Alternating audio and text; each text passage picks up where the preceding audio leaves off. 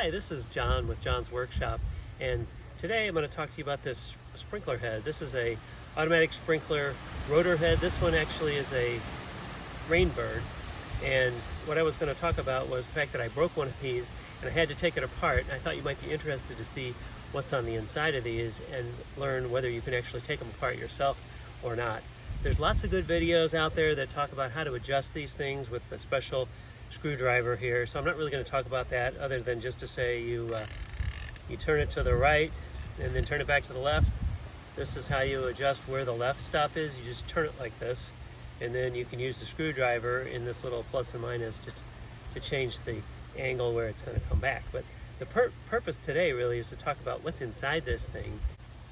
So these really aren't serviceable other than you can take this top off here and you can take the inside out of it like this. And that's about all you can really do.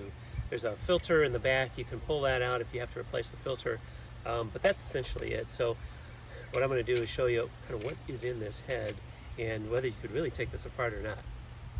This is the inner workings of the sprinkler head, and to get this apart like this, I had to really destroy it. This was the one that wasn't working, so I didn't mind doing this, but if you have one that you think is good, you can't really take them apart. What I found was that there's a key piece here, that this is the sprinkler head part that rotates. So this is the rotor head, and that there's a piece that comes out of here.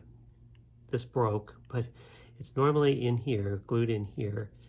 And the way they assemble this, it makes it impossible to really take it apart, because if you can see this ridge right here, it slides in and pops and snaps in here, and once it's snapped in there, you're not getting it apart the way it went together anyways. And so what that does is, let me just take a few pieces apart here and show you what ends up happening is that it ends up getting snapped inside here, and then you cannot remove it.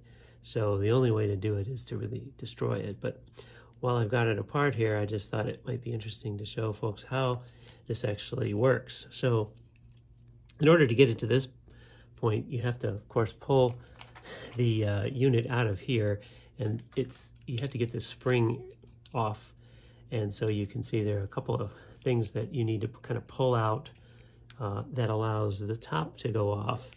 And then once you can do that, then you can get the head essentially out of here. So that relieves the spring pressure from this big spring here, and it lets you get into kind of the guts of the sprinkler head.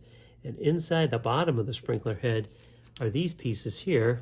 This is the filter that you can just pry this out just by removing this part here, and you can just change your filter, clean your filter. So that's the first part. And then the rest of the stuff isn't really supposed to come out.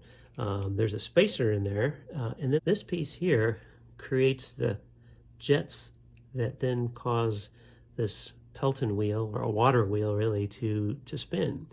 So the water comes up through here, pushes this open, so opens that valve, and then you can see the water pressure's all out here, and you get flow that goes in this little hole here and creates a jet in here, and then this one creates another jet along here. So that those two jets are squirting and hitting these impeller wheels, and so that spins this wheel here, and that goes through some gears. There's a few gears in here, so that spins real fast, and it's geared down so that this one metal gear here actually turns, and it's hard to see. I don't know if you can see. I'd have to spin this pretty fast for you to see this turning, but that metal gear is actually turning. So, and then what we have is there's two gears here. So let's say this was going clockwise, this would go counterclockwise, this would go clockwise again.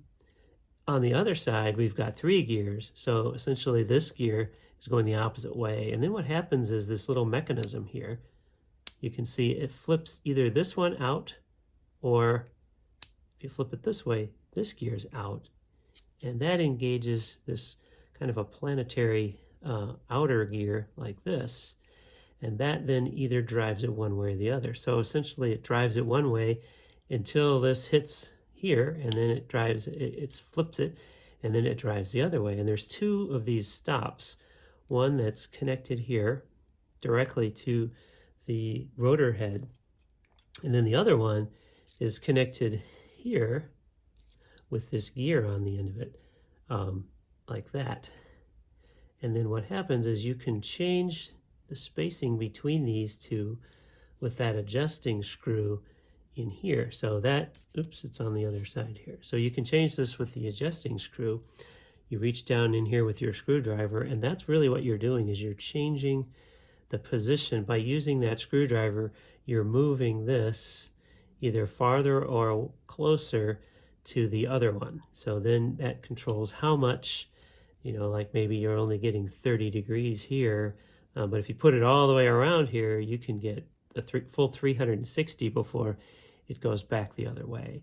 And that's just all controlled by that screw, the adjusting screw that you have in the top here. So that's this screw right here, where you turn to plus and you get more angular change, and you turn it to minus and you get less. All that is really doing is moving this guy here, so you're getting more or less angular movement of this thing before it hits the little switch, which just changes the direction. And then this essentially is the split open nozzle. This happens to be the Rainbird version, the 5000 Plus, which has this little valve here, and you can just either, if you close it, then it just, the head will pop up and nothing flows out.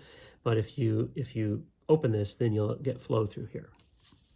So that's just a handy thing with the Plus version. So that's essentially what's inside here. And like I said, there's no way to really get this apart without actually breaking it. It seems like you should be able to pop this off, but there really is not a way to do that.